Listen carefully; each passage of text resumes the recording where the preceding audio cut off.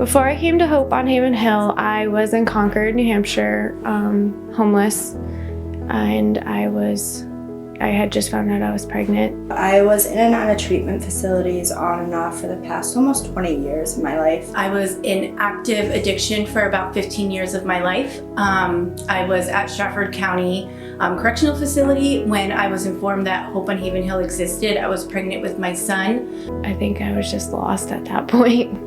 I didn't know what to do or where to go. My first impressions when I got to Hope on Haven Hill, it was very structured, it was very strict, but I feel like I needed that at the time.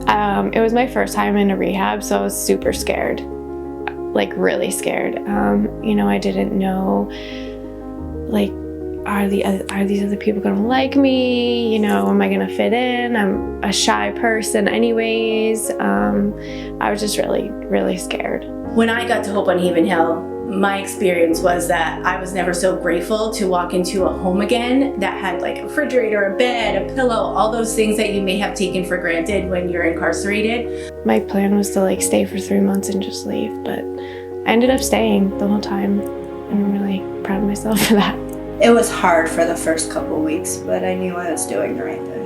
So Hope on Haven Hill was life-changing for me because it gave me the opportunity to prove that this is something that I wanted. Think about it today, and I would still be incarcerated and not have been able to enjoy my son. We have the bravest women asking for help. It's so amazing to watch them begin to believe in themselves, to know that they are amazing women in recovery and amazing mothers. It's what makes this really hard job for everybody that works at Hope on Haven Hill worth it, to see women thriving. What's different now for me is I have a great relationship with all my family, my kids. My daughter is in daycare. I work full-time from home for Liberty Mutual. I'm actually, everything's starting to line up for me. It's amazing the things that recovery can bring to you when you do the right thing. I started volunteering at SOS in January, and at the end of January, I was only volunteering for about 2 weeks, and they offered me a part-time job there. It's the first time, I've ever woken up and looked forward to going to work. I've never, I don't know, had a job that I actually loved to do. So I was super honored when I got that call to be asked if I would want to be on the board of directors, just for the simple fact that I know that Hope on Haven Hill was life-changing for me, and to be able to support the mission and the vision is just something that I'm so honored to be a part of. I'm always really thankful for the support that we receive, because we would not be able to do any of this without individuals, businesses, the state.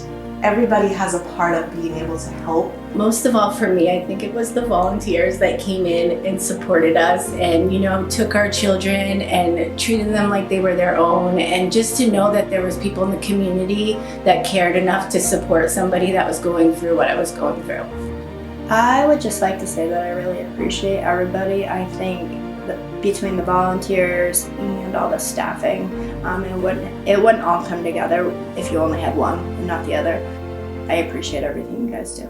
I've changed a lot just in the past year that I've been sober, and it's a crazy thing to think about, because I was a completely different person when I walked into the doors of Hope on Haven Hill. I have 2 older daughters that they've seen me at my worst and my best.